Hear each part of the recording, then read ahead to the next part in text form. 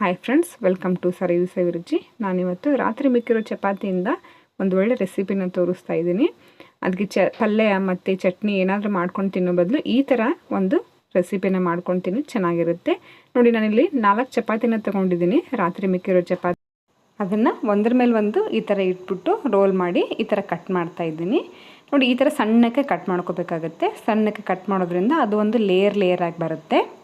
ಅಂದರೆ ನೂಡಲ್ಸ್ ಥರ ಉದ್ದುದ್ದಕ್ಕೆ ಲೇಯರ್ ಆಗಿ ಬರುತ್ತೆ. ಅದು ಈ ಥರ ಎಲ್ಲನೂ ನಾನಿಲ್ಲಿ ಕಟ್ ಮಾಡಿಕೊಂಡು ತೊಗೋತಾ ಇದ್ದೀನಿ. ನೋಡಿ, ಈ ಥರ ಬಂದಿದೆ. ಅದು ಒಳ್ಳೆ ನೂಡಲ್ಸ್ ಥರ ಕಾಣ್ತಾ ಇದೆ. ಅದು ಬನ್ನಿ ಹೇಗೆ ಮಾಡೋದು ಅಂತ ನೋಡೋಣ.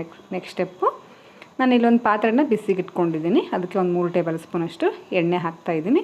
ಹಾಗೆ ಒಂದು ಅರ್ಧ ಇಂಚಷ್ಟು ಶುಂಠಿನ ತುರ್ಕೊಂಡು ಹಾಕೋತಾ ಇದ್ದೀನಿ. ಹಾಗೆ ಒಂದು 3 ರಿಂದ 4 ಬೆಳ್ಳುಳ್ಳಿನ ಸಣ್ಣಕ್ಕೆ ಇಷ್ಟು ಥರ ಕಟ್ ಮಾಡಿಕೊಂಡು ತೊಗೊಂಡಿದ್ದೀನಿ. ಅದನ್ನು ಸಹ ಹಾಕ್ತಾಯಿದ್ದೀನಿ. ಖಾರಕ್ಕೆ 1-2 ಹಸಿರು ಮೆಣಸಿನ್ಕಾಯಿನ ಹಾಕ್ತಾಯಿದ್ದೀನಿ. ಹಾಗೆಯೇ ಉದ್ದುದ್ದಕ್ಕೆ ಹೆಚ್ಚಿರೋ ಒಂದು ಮೀಡಿಯಮ್ ಗಾತ್ರದ ಈರುಳ್ಳಿನ ಹಾಕ್ತಾಯಿದ್ದೀನಿ. ಚೆನ್ನಾಗೆಲ್ಲನೂ ಒಂದು ಸಲ ಫ್ರೈ ಮಾಡ್ಕೊಳ್ಳಿ. ತುಂಬ ರುಚಿ ಅಂದರೆ ರುಚಿಯಾಗಿರುತ್ತೆ ಫ್ರೆಂಡ್ಸ್. ಮಕ್ಕಳಿಗೂ ಸಹ ತುಂಬ ಇಷ್ಟ ಆಗುತ್ತೆ ಇದು. ನೋಡಿ, ಈ ಥರ ಎಲ್ಲನೂ ಚೆನ್ನಾಗಿ ಒಂದು ಸಲ ಫ್ರೈ ಮಾಡ್ಕೊಳ್ಳಿ. ನೂಡಲ್ಸ್ಗೆ ಹೇಗೆ ಮಾಡ್ತೀವೋ ಹಾಗೆ ಇದನ್ನು ಫ್ರೈ ಮಾಡ್ಕೊಳ್ಳೋದು. ಅದಾದಮೇಲೆ ಒಂದು ಅರ್ಧ ಕ್ಯಾರೆಟ್ನ ನಾನಿಲ್ಲಿ ಸಣ್ಣಕ್ಕೆ ಕಟ್ ಮಾಡ್ಕೊಂಡು ಹಾಕೋತಾ ಇದ್ದೀನಿ. ಉದ್ದುದ್ದಕ್ಕೆ ಕಟ್ ಮಾಡ್ಕೊಂಡಿದ್ದೀನಿ ಸಣ್ಣಕ್ಕೆ.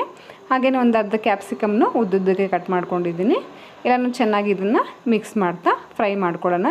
ತುಂಬ ಏನು ಫ್ರೈ ಮಾಡೋ ಅವಶ್ಯಕತೆ ಇಲ್ಲ. ಇದು ಒಂದು ಸ್ವಲ್ಪ ಹಸಿ ಹಾಗೇ ಇರಬೇಕು. ನೂಡಲ್ಸ್ಗೆಲ್ಲ ಹಾಗೇ ಇರುತ್ತಲ್ಲ, ಅದೇ ಥರ ಮಾಡ್ಕೊಳ್ಳೋಣ. ಇದನ್ನ ಚೆನ್ನಾಗೆಲ್ಲನೂ ಒಂದು ಸಾರಿ ಮಿಕ್ಸ್ ಮಾಡ್ಕೊಳ್ಳೋಣ. ಇವಾಗ ಒಂದು 2 ಟೇಬಲ್ ಸ್ಪೂನಷ್ಟು ಇದಕ್ಕೆ ನಾನು ಟೊಮೆಟೊ ಸಾಸನ್ನ ಹಾಕ್ತಾಯಿದ್ದೀನಿ. ನೋಡಿ, ಒಂದು 2 ಟೇಬಲ್ ಸ್ಪೂನಷ್ಟು ಹಾಕ್ತಾಯಿದ್ದೀನಿ. ಹಾಗೆಯೇ ಒಂದು 2 ಟೇಬಲ್ ಸ್ಪೂನಷ್ಟು ವಿನಿಗರ್ನ ಹಾಕ್ತಾಯಿದ್ದೀನಿ.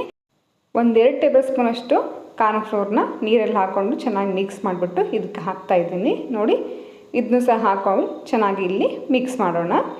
ಕಾರ್ನ್ಫ್ಲೋರ್ ಹಾಕೋದ್ರಿಂದ ಒಂದೊಳ್ಳೆ ಟೇಸ್ಟ್ ಹಾಗೆ ತಿಕ್ನೆಸ್ ಇರುತ್ತೆ. ಅದಕ್ಕೆ ಚೆನ್ನಾಗೆಲ್ಲನೂ ಮಿಕ್ಸ್ ಮಾಡ್ಕೊಳ್ಳಿ.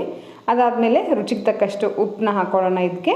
ನೋಡಿ, ಎಲ್ಲನೂ ಒಂದು ಸ್ವಲ್ಪ ಕಾರ್ನ್ಫ್ಲೋರ್ ಹಾಕಿ ಚೆನ್ನಾಗಿ ಮಿಕ್ಸ್ ಮಾಡಿಬಿಟ್ಟು ಅದಕ್ಕೆ ಇನ್ನೊಂದು ಸ್ವಲ್ಪ ನೀರು ಹಾಕಬೇಕಾಗತ್ತೆ. ನೀರು ಹಾಕಿ ಒಂದು ಸ್ವಲ್ಪ ಇದು ನೋಡಿ ಗಟ್ಟಿಯಾಗಿದೆ, ಒಂದು ಸ್ವಲ್ಪ ನೀರು ಹಾಕಿ ತೆಳು ಮಾಡ್ಕೊಳ್ಳೋಣ. ಹಾಗೆಯೇ ಖಾರದ ಪುಡಿ ಹಾಕ್ತಾಯಿದ್ದೀನಿ. ಒಂದು ಅರ್ಧ ಟೇಬಲ್ ಸ್ಪೂನಷ್ಟು. ಖಾರಕ್ಕೆ ನಿಮ್ಗೆ ಎಷ್ಟು ಬೇಕೋ ಅಷ್ಟು ಹಾಕ್ಕೊಳ್ಳಿ. ಹಾಗೆ ರುಚಿಗೆ ತಕ್ಕಷ್ಟು ಉಪ್ಪು ಹಾಕ್ಕೊಳ್ಳಿ. ಉಪ್ಪು ಹಾಕ್ಕೊಂಡು ಚೆನ್ನಾಗಿ ಒಂದು ಸಾರಿ ಮಿಕ್ಸ್ ಮಾಡೋಣ. ಇದನ್ನ ನೀವು ಬೇಕಂದರೆ ಇದಕ್ಕೆ ಒಂದು ಸ್ವಲ್ಪ ಸಕ್ಕರೆನೂ ಸಹ ಆ್ಯಡ್ ಮಾಡ್ಕೋಬೋದು. ನಾನಿಲ್ಲಿ ಸಕ್ಕರೆ ಏನು ಆ್ಯಡ್ ಮಾಡಿಲ್ಲ. ನೋಡಿ, ಇಲ್ಲಿ ಚೆನ್ನಾಗಿ ಇದನ್ನು ಮಿಕ್ಸ್ ಮಾಡ್ಕೊಂಬಿಟ್ಟು ಒಂದು ಸ್ವಲ್ಪ 1-2 ನಿಮಿಷ ಇದನ್ನು ಕುದಿಸೋಣ. ಆಮೇಲೆ ಇದಕ್ಕೆ ಕಟ್ ಮಾಡಿರೋ ಚಪಾತಿನ ಸೇರಿಸಿ ಚೆನ್ನಾಗಿ ಒಂದು ಮಿಕ್ಸ್ನ ಮಾಡೋಣ. ನೋಡಿ, ಕಟ್ ಮಾಡಿರೋ ಚಪಾತಿನ ಇದಕ್ಕೆ ಸೇರಿಸ್ತಾ ಇದ್ದೀನಿ. ಒಳ್ಳೆ ನೂಡಲ್ಸ್ ಥರ ಕಾಣ್ತಾ ಇದೆ ಇದು.